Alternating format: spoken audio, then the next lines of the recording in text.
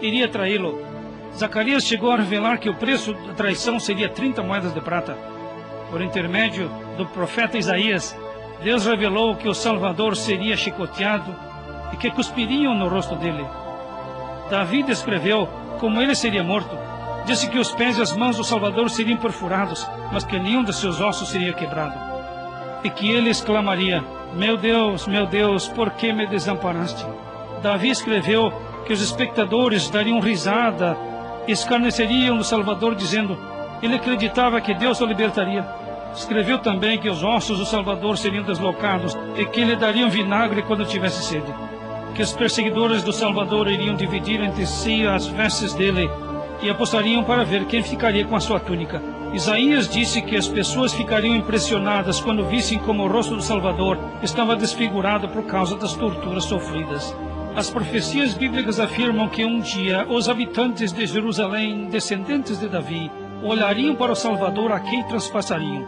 Tudo isto foi registrado nas Escrituras centenas de anos antes de o Salvador vir ao mundo. Após 70 anos de cativeiro, Deus permitiu que seu povo voltasse para Israel. Só um grupo pequeno decidiu regressar, mas tanto os judeus que voltaram como os que moravam em outros lugares continuaram a ser dirigidos por outras nações. 500 anos mais tarde, quando Roma governava Israel, 2 jovens judeus, Maria e José, ambos descendentes do rei Davi, planejaram se casar. Mas antes que isto acontecesse, Maria ficou grávida por meio do Espírito Santo de Deus. Um anjo do Senhor apareceu a José num sonho e disse-lhe: José, não tenha medo de aceitar Maria como sua esposa, pois o nenê que ela espera foi concebido pelo Espírito Santo. Esta criança é o Filho de Deus. Quando o menino nascer, você vai lhe dar o nome de Jesus, que significa Salvador, porque ele salvará seu povo de seus pecados. Tudo aconteceu exatamente como o profeta Isaías havia previsto. O Senhor lhes dará um sinal.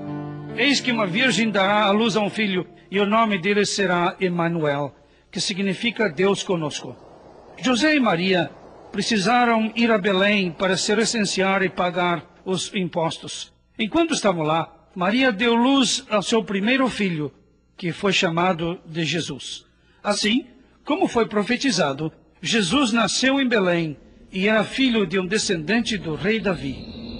À noite, naquelas redondezas, alguns pastores tomavam conta de seus rebanhos. Um anjo do Senhor apareceu e a glória do Senhor brilhou ao redor dos pastores, que ficaram com muito medo. Mas o anjo disse: não tenham medo, pois tenho uma notícia maravilhosa para todas as pessoas. Hoje nasceu o Salvador, que é Cristo o Senhor. Jesus foi adquirindo conhecimento e a graça de Deus estava com ele. Jesus foi crescendo, tornando-se cada vez mais sábio e era amado por Deus e pelas pessoas. Quando Jesus estava com mais ou menos 30 anos, um homem chamado João Batista começou a pregar e a batizar no deserto, dizendo: arrependam-se, preparem-se para o Senhor. João era o mensageiro que os profetas tinham dito que anunciaria a vinda do Salvador. Jesus foi até ao rio Jordão para ser batizado por João. Quando João viu Jesus, ele anunciou: eis o Cordeiro de Deus, que tira o pecado do mundo. Após ter sido batizado, Jesus saiu imediatamente da água. Os céus se abriram e o Espírito de Deus desceu como uma pomba e brilhou sobre ele. Uma voz vinda do céu declarou: este é o meu Filho amado. Estou muito feliz com ele. Jesus passou 40 dias no deserto. E depois disto, Satanás, que havia conseguido enganar Eva no jardim do Éden, quis tentar Jesus, mas Jesus não pecou.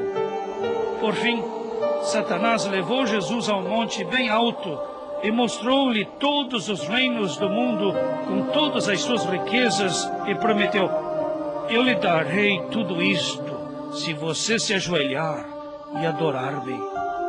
Jesus respondeu: fique longe de mim, Satanás, porque Deus escreveu: vocês adorarão o Senhor seu Deus e só a Ele servirão.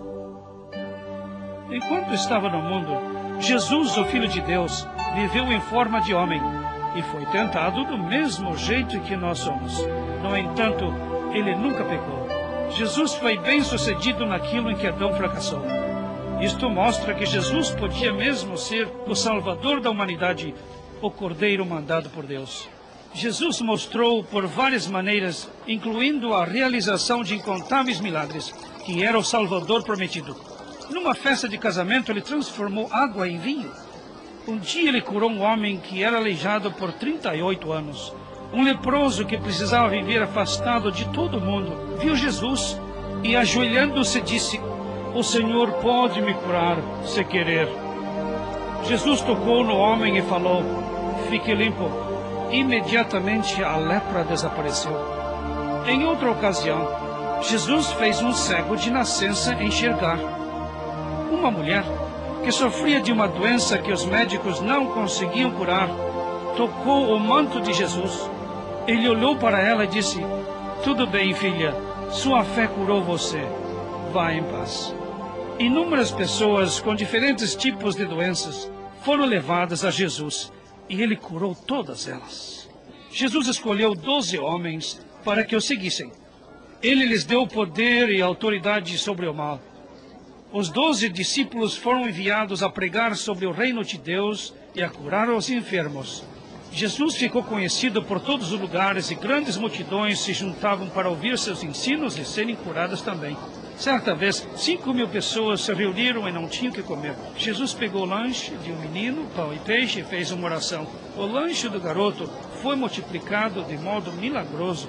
Todas as pessoas foram alimentadas e ainda sobraram 12 cestos cheios. Mesmo assim, as pessoas continuavam pedindo mais provas de que Jesus tinha mesmo vindo de Deus. E disseram: "Nossos antepassados comeram maná lá no deserto.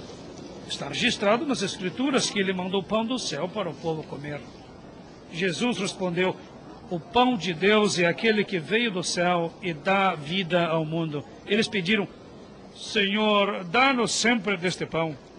Jesus respondeu: "Eu sou o pão da vida. Quem vem a mim nunca terá fome.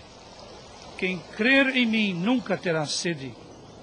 Jesus disse que sofreria muito e seria desprezado pelos líderes religiosos, que seria morto, mas ressuscitaria no terceiro dia.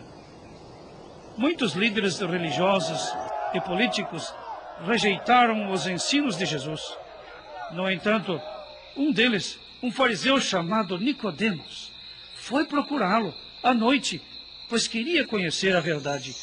Jesus explicou-lhe: "Se a pessoa não nascer de novo, não poderá ver o reino de Deus." Nicodemos perguntou: "Como um homem pode nascer de novo se já é velho? Ele poderá entrar no ventre de sua mãe pela segunda vez e nascer de novo?" Jesus explicou: "Quem nasce da carne é carne, e quem nasce do Espírito é Espírito. Não fique admirado de eu ter dito que você precisa nascer de novo." Nicodemos perguntou: "Como pode acontecer isso?" Jesus o repreendeu porque ele dava aulas de religião, mas não entendia as verdades espirituais. Então Jesus falou sobre o nascimento espiritual, dizendo: "Deus amou tanto o mundo que deu seu único Filho, para que todo aquele que nele crê não pereça, mas tenha a vida eterna."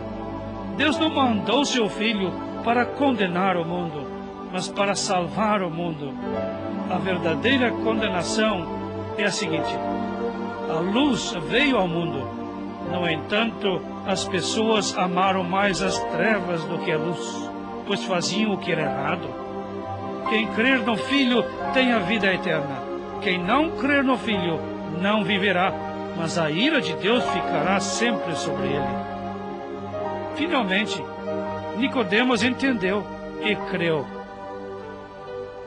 A uma mulher estrangeira, Jesus disse: "Quem beber a água que eu dou nunca mais terá sede. Dentro da pessoa, esta água se transformará num poço que jamais secará." A mulher disse: